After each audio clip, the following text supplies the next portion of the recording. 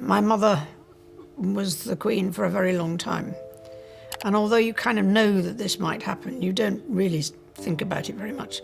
Not least of all because the monarchy is about continuity. But I think for my brother, this is something he's been waiting for. At 67, Queen Elizabeth's trusted doctor has shattered decades of silence with a chilling revelation that's rocked the royal world.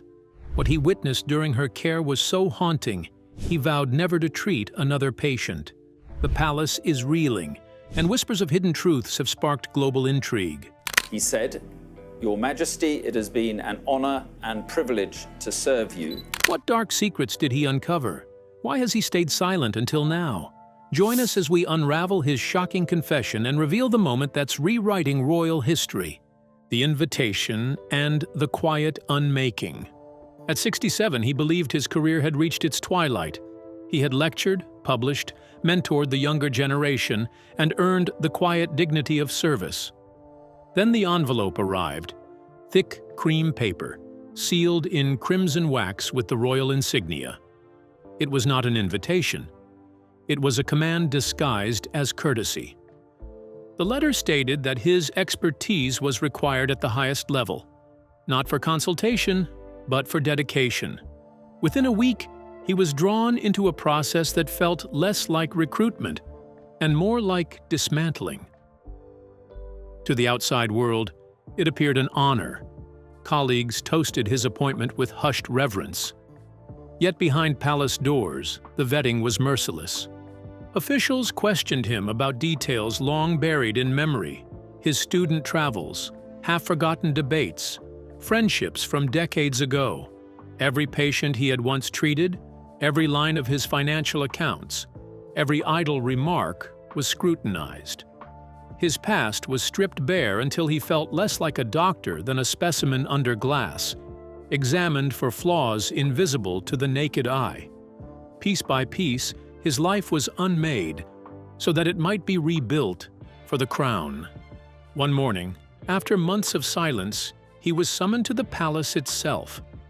Its corridors smelled of polish and damp stone, lined with portraits whose painted eyes followed him as though weighing his worth. It was there he first encountered Sir Edmund Vale, the Queen's private secretary. A man of quiet authority, Vale seemed to move without sound, as though he belonged to the walls themselves. His instructions were measured but final. From this day forward, the doctor would keep no diaries, grant no interviews, and release every personal ambition. His purpose was now singular, Her Majesty.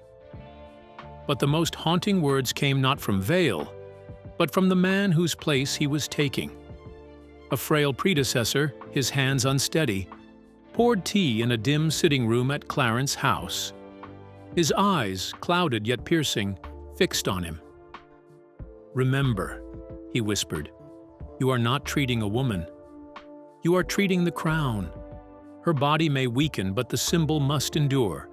Guard the symbol and perhaps you will survive."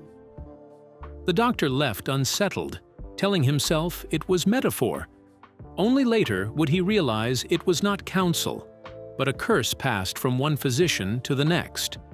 So what lay hidden beneath the Queen's skin, waiting for the wrong eyes to see?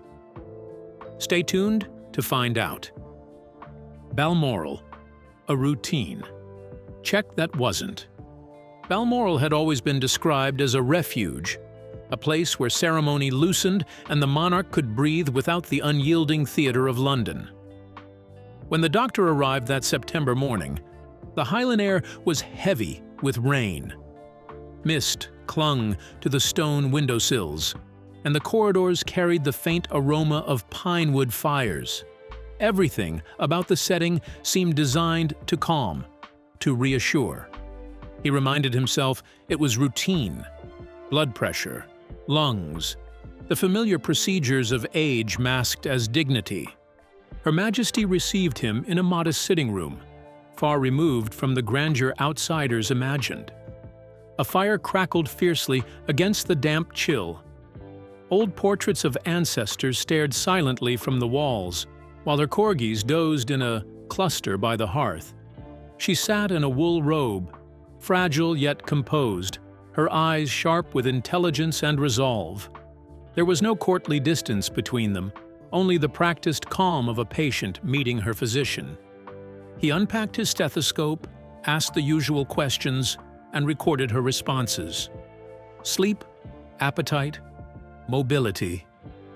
Her answers came with wry humor, and at one point she remarked with amusement that her horses seemed to age more gracefully than she did.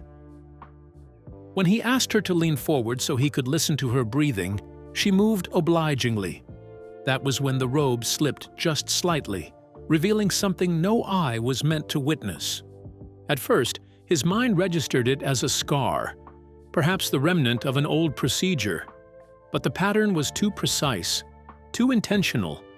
Just beneath the collarbone lay a sigil unlike any his medical training could explain. The skin glimmered faintly, almost as though touched by frost. Its form was deliberate, a coiled design resembling a serpent devouring its own tail, enclosing within it a perfect lattice of hexagonal cells, each sharp-edged as though carved by unseen hands. It was not ink, nor a burn. It looked metallic, fused with flesh, a pale alloy etched into living skin. His hand froze, the stethoscope suspended uselessly in the air. His clinical mind, trained to catalog symptoms and patterns, failed him completely. This was no lesion, no congenital mark. It was deliberate. Worse, it seemed alive. He could swear the faintest shimmer pulsed through its geometry, like breath through a hidden organ. The queen calmly adjusted her robe, concealing the mark with unhurried dignity. She fixed her gaze on him, eyes filled not with panic but with a timeless resignation. "Doctor," she murmured, almost gently, "some duties are not chosen. They are inscribed." The word pierced him. Inscribed. This was no wound of chance, no accident of the body. It was a legacy, an inheritance carved in flesh. And in that instant, he understood. He had not uncovered illness, but the secret burden of monarchy. A truth hidden, guarded, and feared. But what happens when the veil of tradition slips and you glimpse the impossible? Stay watching, because what comes next is far more chilling. The afterglow. Dreams, fixation, and first clues. He left Balmoral that morning outwardly composed, his notes filled with the standard observations of an aging patient: steady pulse, diminished lung capacity, mild stiffness in the joints. But his pen trembled as he wrote, because none of those details mattered anymore. His thoughts circled back, again and again, to the thing he had glimpsed beneath her collar. That night, the image refused to release him. In restless sleep, he did not see the queen, nor the room, nor even hear her words. Only the sigil itself, pale and metallic, glowing faintly against the darkness of his mind. It seemed alive, pulsing, in rhythm with something older than blood. In the dream, it coiled and uncoiled, and though no sound reached his ears, a vibration trembled through him, the low, relentless hum of bees. He woke drenched in sweat, convinced the buzzing still lingered in the air, seeping through the plaster walls. Sleep from then on came in fragments, interrupted by sudden jolts and visions of endless hexagonal cells closing in like a cage. At first, he tried to explain it away as exhaustion. Any physician could falter under pressure, he told himself. Yet denial is brittle, and it shatters quickly. Within days, he was drawn back to the palace library under the guise of studying royal medical archives. What he was truly searching for was not clinical history, but validation, proof that the mark was not a hallucination. His discoveries began as whispers. A Tudor-era tapestry, its edges frayed by centuries, held an almost imperceptible detail: a bee stitched into the paw of a lion. He lingered over it so long he risked drawing suspicion. In a coronation ledger, nestled among routine descriptions of oaths and blessings, he found a chilling line. "The flesh bears what the crown may never speak." The phrase echoed the Queen's own resignation, that cryptic word she had used. Inscribed. The deeper he searched, the more symbols surfaced. Bees appeared where none should have been, engraved on ceremonial vessels, woven into altar cloths, carved discreetly into pews. Hexagonal geometry repeated itself like a signature. Hidden in the arrangement of floor tiles, in the iron lattice of windows, in the pattern of royal gardens. To others, these were embellishments. To him, they were fingerprints of a code silently guiding centuries of ritual. Soon, his medical practice blurred into irrelevance. Patients spoke, but their words passed through him like mist. His notebooks filled not with prescriptions but with sketches. Circles enclosing cells, serpents coiled into eternity, hives mapped like constellations. He began charting connections between reigns, ceremonies, and the marks left in art and architecture. He was no longer diagnosing illness. He was diagnosing a monarchy. Each revelation deepened the hunger that consumed him. The sigil was no longer a secret he had seen once. It had become a contagion that spread across his waking hours and through his dreams. The Queen bore it on her skin, but he carried it now in his mind, and with growing dread, he began to suspect that was always its purpose. Hidden language. Objects that remember. He had thought the first discoveries were coincidences, an embroidered bee, a stray phrase in a ledger, but coincidences rarely multiply. Each night, he returned to the archives, and each night another thread revealed itself, as if the walls themselves were whispering secrets to anyone reckless enough to listen. He found them first in the margins. A faint sketch in the corner of a vellum manuscript, a serpent curled upon itself, drawn in the idle hand of some long-dead scribe. In a ceremonial charter, pressed so lightly into the wax seal, it could only be seen in angled light, there appeared a honeycomb pattern, faint as breath on glass. Even the chalices used for communion within the chapel royal bore etchings so discreet they seemed less decoration than signature. Tiny hexagons, nearly invisible to all but the obsessed. The deeper he searched, the clearer it became. These were not embellishments, they were instructions, a silent language scattered across generations, waiting to be pieced together by anyone bold or foolish enough to see. One night, deep within the restricted archives, he encountered the object that unsettled him most. It was stored in a velvet-lined box, its surface tarnished by centuries. A golden vessel shaped like an eagle, used to hold the sacred oil for coronations. To the untrained eye, it was simply ornate, a relic of ceremony. But inside the accompanying ledger, brittle with age, he found a recipe for the oil it once contained. Frankincense, myrrh, balsam, all predictable enough. But nestled among them was a phrase that froze him where he stood. Sweet preservative from the hive. The words jolted him. This was no poetic flourish. It was instruction. He read the line again and again until his mind supplied the only explanation it could. Honey, not as flavor but as catalyst. A preservative, yes, but perhaps also a conduit. If the coronation anointing was not merely blessing, but activation, then the oil was more than symbolic.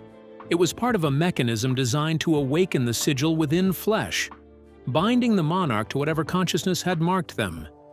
From that moment, every object seemed alive. Embroidered cloths once dismissed as quaint bore hidden geometries. The placement of jewels on royal crowns mirrored the tessellation of a hive. Even the architecture of palaces appeared different when viewed through this lens. Symmetry that was not aesthetic, but ritualistic, a geometry of continuity. He began to realize that the monarchy was less an institution than a memory machine. Objects, artifacts, ceremonies. They were not decorations. They were the archive of an ancient pact, encoding in gold, silk, and stone the secret that flesh alone could not bear. Each generation was reminded through ritual what the body had already inscribed, ensuring no ruler could escape the inheritance. The realization left him shaken, for if objects could remember, then they could also remind. Every chalice, every tapestry, every jar of oil whispered the same truth. The symbol was not bound to a single monarch. It was the crown itself, and it had never forgotten. But could it really be confined to Britain alone? Let's find out. A web, not a family, symbols on the world stage. He had thought the trail would end with Britain's monarchs, that the sigil on the Queen's skin was the unique burden of one family. Yet the more he searched, the more the pattern unraveled, stretching far beyond the Isles. What he uncovered was not a dynasty guarding a single secret. It was a latticework of power woven across the globe, each strand vibrating with the same hidden geometry. In the archives of European heraldry, he found the serpent and hive transfigured into other shapes. The double-headed eagle of the Romanovs, for instance, bore on its breast a shield patterned with faint hexagons, a detail ignored in history books but unmistakable under magnification. To the Russians, it was framed as an empire. To him, it was the hive translated into their own language. In the East, the trail continued. The chrysanthemum seal of Japan's emperors had always been admired for its beauty, but to his eyes, the overlapping petals mirrored a honeycomb more than a flower. Ancient texts link the emperor not just to divinity, but to an unbroken cycle of guardianship, a phrasing eerily similar to the Queen's weary confession. The financiers who built Europe's fortunes were no different. In the crests of banking families, shields adorned with birds, towers, or shields within shields, he saw the same cellular geometry disguised as ornament. On one Rothschild emblem, the lines of a small shield created six-sided symmetry, faint but deliberate.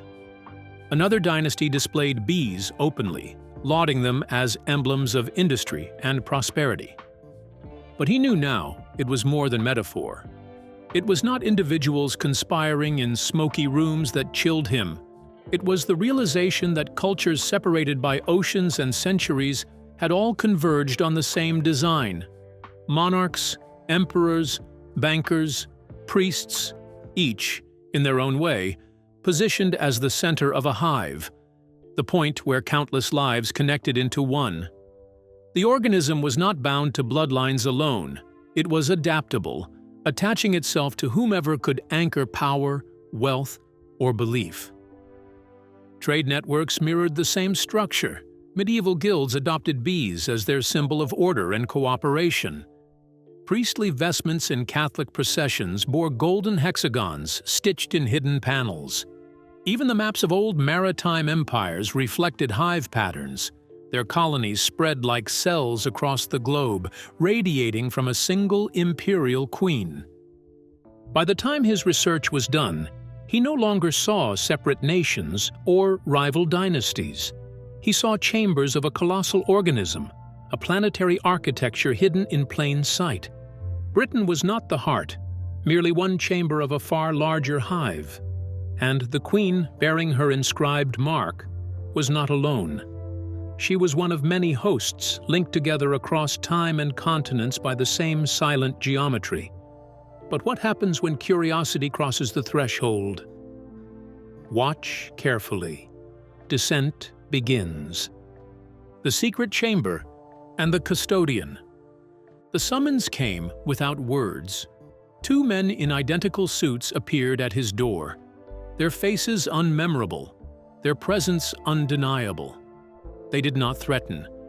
They simply waited until he followed, as though they knew refusal was impossible. They led him through Buckingham's corridors, but not the gilded halls known to the world. They moved deeper, past doors without handles, staircases that bent too sharply, corridors that grew narrower as if the building itself were swallowing him. At last, A bookcase in the library shifted soundlessly, revealing a spiral stair cut into the stone. The descent was long and airless. Each step echoed, yet the echoes came back altered, slightly delayed, distorted, as though the stairwell itself were listening. The walls glistened faintly in the torchlight, damp like the inside of a throat. The smell was not dust, but something organic, sweet and metallic like honey left too long in the sun. At the bottom lay a circular chamber. No windows, no decoration, only shelves of dark volumes that seemed older than the kingdom itself. In the center sat a man in a plain suit, immaculate, composed. He did not introduce himself as noble or politician. He did not need to. Authority radiated from him like heat. "Doctor," he said, his voice calm, almost gentle, "you have seen what was not meant for you." The doctor tried to speak, but the man raised a hand, silencing him. "The mark is not a symbol. It is a graft, a living interface bound into flesh. It does not serve the host. It aligns the host with something greater. Alone, they are human. With it, they become conduits of clarity, endurance, and singular purpose." The words were spoken clinically, as though explaining a procedure, yet each syllable carried weight. Fear, doubt, selfishness, all reduced. In their place, devotion to one directive, the survival of the hive. The chamber seemed to hum with his speech. The shelves vibrated softly. The air resonated in his bones. It was as if the custodian's voice was not only speaking to him, but through him, rewriting the rhythm of his thoughts. "The crown is not an idea," the man said at last, leaning forward, eyes dark and unblinking. "It is a consciousness. And every monarch you have served has been only a vessel. You saw the channel carved into her skin. That is how it speaks. That is how it endures." For a moment, the doctor felt as though the room itself inhaled, walls contracting, ceiling lowering, the hum rising in his skull. The custodian smiled faintly, almost kindly. "You were never meant to understand. And now that you do, you cannot remain." The price of crossing the threshold. He expected punishment to arrive like a hammer, loud, undeniable, final. Instead, it came like mist, seeping quietly into his life until he no longer recognized its shape. It began with the small things. His signature disappeared from hospital records. Research papers he had authored now bore someone else's name. Colleagues who had shared decades of work tilted their heads at him with polite confusion, as if straining to recall who he was. At first, he thought it an elaborate campaign of slander. Then came the darker realization. It wasn't merely his reputation being ruined. It was his existence being thinned out. When he confronted a former student in the street, a young man he had mentored through sleepless nights of training, the student's eyes narrowed in discomfort. "I'm sorry," the young man said. "You must be mistaken. I don't know you." The certainty in his voice chilled him more than any lie. It was not performance. The memory itself had been lifted away, leaving only a void where loyalty had once been. His home changed too. Journals he had kept for years now contained empty pages where he swore notes had once been. Photographs in frames blurred, his figure fading until only the background remained. In one particularly cruel moment, he opened a drawer to find his medical diploma. Its ink melted into illegible stains. Paper, memory, and identity were all being rewritten by unseen hands. Desperate, he searched the records of other physicians who had served the crown. A pattern emerged, but not in official obituaries or announcements. Instead, he found fragments: an obituary that mentioned a doctor but listed no achievements, a portrait in a gallery where the subject's nameplate was blank, a ledger where an entry had been carefully sliced away. They were not disgraced. They were dismantled. He began to call them ghosts, not dead, but erased from history, their lives reduced to gaps. He realized he was being folded into their company. Another shadow filed away into silence. Only one thing resisted the erasure: a notebook he had hidden beneath the floorboards. Inside, the crude sketch of the mark remained intact, its coiled geometry still sharp on the page. Next to it, in his own scrawled hand, the words he remembered her speaking. Inscribed, not chosen. The notebook was his anchor, proof that at least one corner of reality had not yet been rewritten. But he understood the message clearly. The hive did not destroy its threats in blood. It unmade them more thoroughly, stripping away memory, name, and record, until the person remained alive, but hollow. An echo walking in a world that no longer recognized him. He was not killed. He was made into a ghost. And in that silence, one question burned. Where had this presence begun? And what purpose did it serve? The answers suggested something far darker. Origins and purpose, more than control. Alone with his fading identity, he began to ask the question that haunted more than any erasure. Why? Why had this graft, this hive, been carried across centuries, across empires, across bloodlines? Control of rulers seemed too narrow an answer. The hive's reach was older, wider, almost ecological. In fragments of texts and whispers of myths, he began to sense a story far predating crowns. Ancient priesthoods described gods whose voices were never singular, always plural, speaking in a chorus that could not be divided.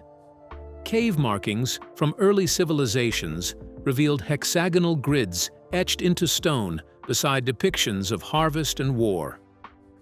Even in forgotten tribal chants, he found references to the many in one that ensured the rains returned and famine did not consume them. What if the hive had not been created by a monarchy, but a monarchy by the hive? Perhaps the system of kings, emperors, and priests had been seeded deliberately, as stable vessels, hosts to carry the graft across eras. The hive was not concerned with who ruled, but with ensuring that rule itself endured. Where chaos threatened collapse, the graft imposed order. Where violence threatened extinction, the hive absorbed division into unity. And yet, he wondered if stability came at a terrible cost. Had individuality itself been sacrificed? Had the passions and doubts that made rulers human been pared away, leaving only the mechanical devotion of drones? He toyed with darker possibilities. Perhaps the hive was not simply a tool of order, but a parasite that fed on civilizations, drawing strength from their obedience, keeping them alive only long enough to sustain itself. Perhaps humanity was not the master of history, but its livestock. The thought hollowed him.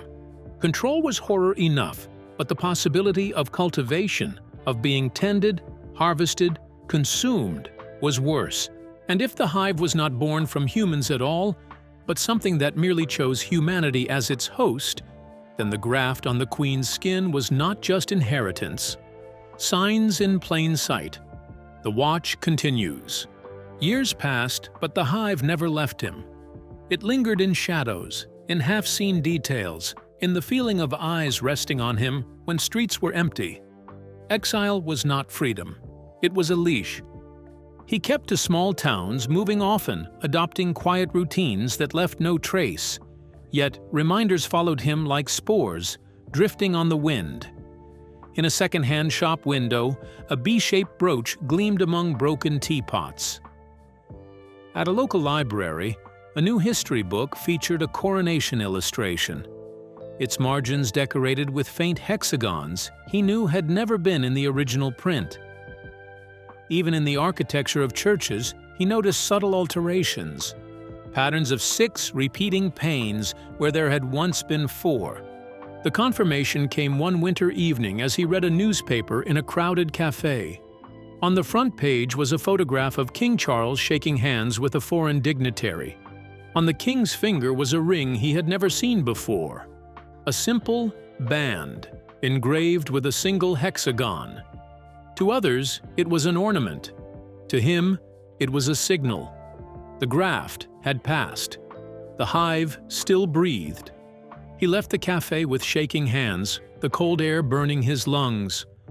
As he walked the street, a man in a gray suit stood across the road, reading a paper. His face was unremarkable, perfectly forgettable. But when their eyes met, for a moment too long, the truth settled like ice.